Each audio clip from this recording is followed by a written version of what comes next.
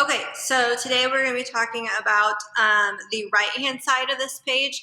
Okay, so basically this is the converse. So if you remember from chapter 2, converse just goes in the opposite order. Okay, so this is telling us now that if the corresponding angles are congruent, then you can say those lines are parallel. Okay, so again, we're just flipping the order. If we know that the angles that are in corresponding locations are congruent, then you can say that the lines are parallel. Okay, and moving on, it's the same thing as you go down. So you can go ahead and review that really quick if you need to.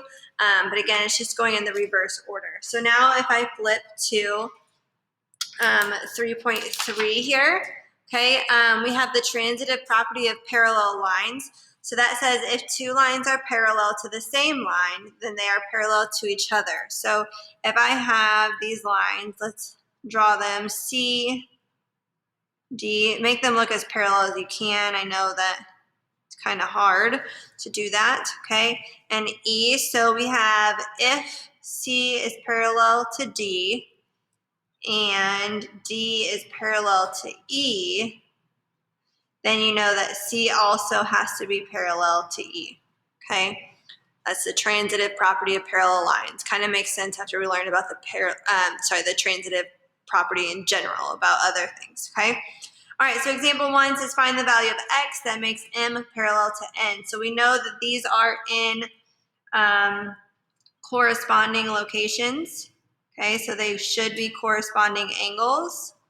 Or they are corresponding angles. So to make those lines parallel, though, we know that those angles have to be equal.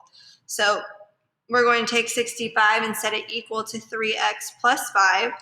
Subtract 5 and you get 60 is equal to 3x. So 20 is equal to x. Okay. Right here we have, is there enough information in the diagram to conclude that m is parallel to n? Explain. So I have the 75 and 105, and these are on consecutive exterior. Those would be what kind of angles those are. And we know that consecutive exterior angles are supplementary when the lines are parallel. And we know that these add up to be 180, so yes, it is enough information. So consecutive exterior angles are supplementary. 75 plus 105 equals 180. So yes, M is parallel to N. Okay, and it is the consecutive exterior angles. I'm going to abbreviate here because I'm running out of room. It is the converse that tells you that. Okay, example 2 says prove that if two lines are cut by a transversal so that the alternate interior angles are congruent, then the lines are parallel. Okay, so kind of going in the reverse order here. Okay, anytime we have prove that the lines are parallel, okay, your last reason will always be a converse. Okay, you have to have converse in order to get those points. Okay, I am picky about that. Okay, so statements and reasons. We are given that angle 4 is congruent to angle 5. Reason is given. Okay, well, if angle 4 is congruent to angle 5, I know then that in step 2, we know that angle 4 is congruent to angle 1 by vertical angles. Okay, notice I did not use any type of angles here because I don't know that those lines are parallel. So like I can't use consecutive interiors, you can't use alternate interiors, you can't use consecutive exteriors. You can't use any of those things because those only work to say that those angles are congruent or supplementary when the lines are parallel, and that's what we're trying to prove, okay? So it has to be other types of reasons, okay, like vertical angles. Okay, so angle 4 is congruent to angle 1 by vertical angles. So then I can say in step 3 that angle 1 is congruent to angle 5 by transitive. Okay, and then on step 4, okay, now I am showing you the, hold on a minute.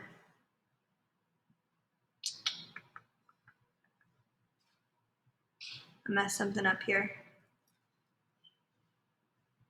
Oh no, that is right. Sorry, that's right. Okay, so this is all right so far. So then my last step, I'm sorry, I just blanked on what I was doing. I wanted to make sure I was doing it right. So then in my last step, I'm gonna make that G is parallel to H. And in my reason here, I'm going to use whatever, maybe I'll use a different color to point this out to you. Whatever type of angles I had in step 3 is what I'm going to write first here. So if these, not if, these angles, no matter what, are called corresponding angles, okay? So it's the corresponding angles converse is your final reason then, okay? So in step 3 gives me what kind of angles I'm gonna write here and then converse, okay? The reason why I use 4 and 5 at first is because I'm proving the alternate interior angles converse, okay? So that tells you which ones to use there, okay?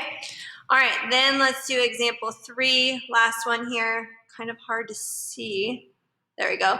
Okay, so again, sorry, these are small. Says in example 3, in the diagram, R is parallel to S and angle 1 is congruent to angle 3. Prove that P is parallel to Q. Okay, so I know that R is parallel to S, and I know that angle 1 is congruent to angle 3. Okay, so I can use any pairs of angles using either P as my transversal. Okay, so I can use the R and S. Okay, so I can use pairs of angles here, or I can use pairs of angles with Q being my transversal, but I cannot use pairs of angles with R as my transversal or S as my transversal because you don't know that these are parallel yet. That's what you're trying to prove, okay? So you can look at it with the P as your transversal, or you can look at it as here, like with Q as your transversal, but you cannot do the other way, okay? Just want to make that very clear here. Okay, so I know that in step 2, angle 1 is also congruent to angle 2 because those are corresponding angles. Again, that is using R and S as my parallel lines. And that would use Q as my transversal. So I can kind of cover up that top one and you can see that there. Okay, so now I see I have 1 and 2 and 1 and 3. So that means that in step 3, I have angle 2 is congruent to angle 3 by transitive.